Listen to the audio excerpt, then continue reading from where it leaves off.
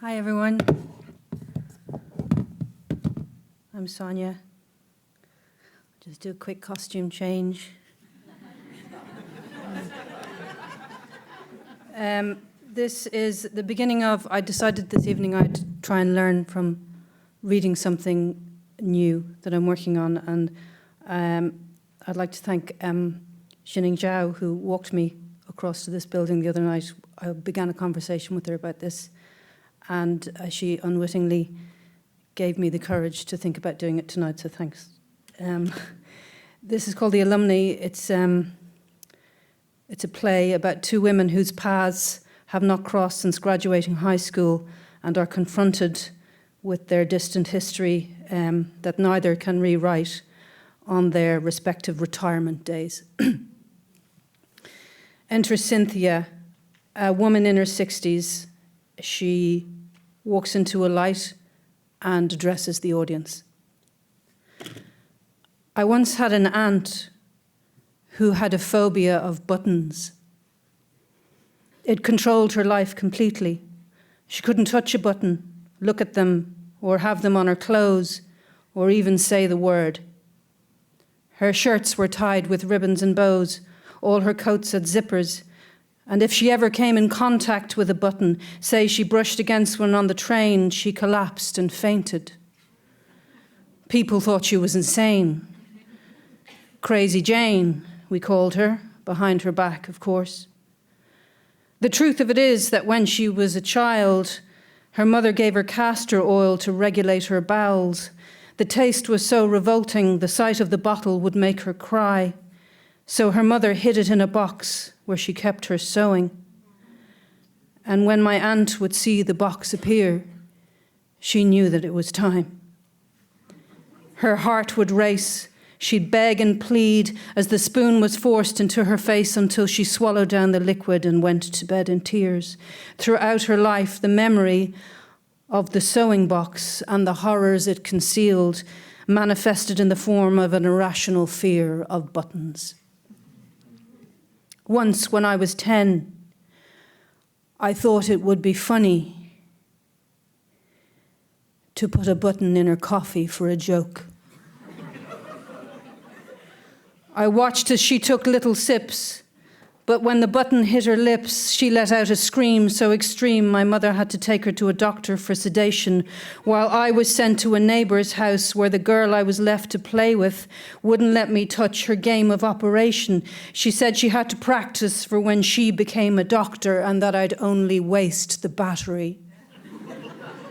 Instead, I had to watch for the entire afternoon as she stoically removed spare ribs and broken hearts and funny bones from a cartoon man with a pair of tweezers. Her name was Anne Quinn.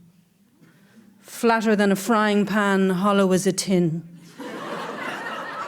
I derived from her reticence to remain uncharmed by my display of funny faces and impersonations of the Bee Gees that she'd been told about what I'd done to my aunt and how it brought my family shame, and that any association with me would taint her with the same. Yet the temptation to validate her prejudice grew strong, so when my mother came along to get me, I got up from my chair and kicked her game of operation up into the air.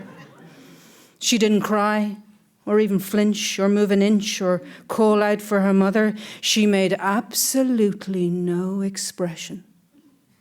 And I have to say, I was impressed even then by her fortitude to smother her desire to see me caught. We moved soon after, and that's the last I saw of her, or so I thought. The point of it is, I wish I'd had the courage to say sorry to my aunt for what I'd done before she died, because it transpired I inherited her fear, not of buttons, but of billboard signs. Coke is it. Kentucky Fried Chicken, it's finger-licking good. Anything with a tagline declaring that something is a fact, I get sweaty palms and a racing pulse and an overwhelming urge to vomit. From the age of 17 right until this very day, if I pass a billboard sign, I have to look away.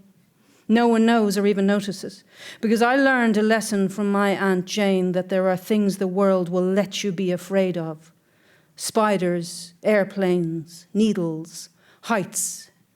You can be a federal judge and fear the sight of blood and hand down life without parole, but billboard signs and buttons are what some might call crazy lady fears. Women who don't have careers or families or friends are afraid of billboard signs and buttons, and that's not me. I swore an oath to protect and serve, to keep the public safe from harm to the best of my ability, so I have kept it to myself, my ridiculous affliction. I remain the only one who knows, except, of course, the girl who caused it, I suppose. Another spot of light appears and Anne enters and addresses the audience. It's Friday, 6 a.m., still dark. I park and take the elevator to the 7th floor of Tower A. Say hello to Marco on reception. He asked me if I slept okay and how I'm faring. In truth, I had a dream. I was in the operating room when a girl I knew when I was 10 crawled out from my patient's chest and grabbed me by the throat. But I don't tell him that. Caring is not always oversharing. I head into my office and find a large bouquet. A card reads, "To Professor Quinn from all your friends in cardiac care, we will miss you more than we can say." I check the time and head down to see my final patient, an 82-year-old male requiring open heart surgery for a mitral valve replacement. He's nervous, understandably. It brings him comfort when I tell him I am not, even though it isn't true. Given his age and tissue density, there may be nothing I can do if the suturing won't adhere and he starts to bleed out fast. But it's been 20 years since I lost a patient on the table, and I don't intend to lose my last. Still, little flakes of last night's dream are still running through my mind. I only saw her once since graduation, in a waiting room on a TV screen. The news, I think. But when I saw her name, I had to run straight to the bathroom and throw up in the sink. I head to the scrub room. A sticker on the soap pump reads, "Primum non nocere," first, do no harm. A reminder to physicians that some types of interventions may cause more harm than good. An important, if conflicting, pledge to make if you're about to saw through a person's chest to repair the damaged part. Sometimes harm is unavoidable if you want to fix a broken heart. Gowned and gloved, I greet the team and remind the attending student of the protocol. Don't raise your hands above your head or lower them below your waist. Don't reach across the patient. Don't touch your glasses. Don't touch your face. She looks absolutely terrified. To alleviate her fear, I ask her if there's any music she doesn't want to hear. She immediately relaxes. When I started out, my mentor asked me that same question. I said, "Well, actually, there is a band. They're called the Bee Gees. I prefer you didn't play." He said, "Sure, okay." He never asked me why, and I never had to say. Now I'm the woman with the scalpel. I have my own code of conduct in the operating room. No jokes, no gossip, no raised voices, no blasphemy, no S words, no F words, no C words, no speaking to the patient or mild profanity or addressing them by name. So no, "Come on, Bob," or "Good girl, Elaine." It's not a horse race or a labour ward. Aside from spreading panic, there's something a touch pathetic about offering encouragement to a person under anaesthetic. All checks now completed. Scrub nurse Isabella lands the scalpel in my palm, as she has done so for the previous 30 years. Thankfully, no ghost appears as I press the scalpel in and down, and last night's dream is far away. When I say, "Siri, would you play from tracklist A?" Music approved by the surgical team, Petulia Clark's Downtown. And so it begins, the well-rehearsed ballet of hand to instrument and instrument to hand. The operating team follow my command as I descend past the epidermis, separate the sternum and cauterize the wound, apply the chest extractor and draw the ribs apart, then open up the pericardium, and there it is. After 11 years in training and 30 years in practice and thousands of procedures, I've reached my final heart.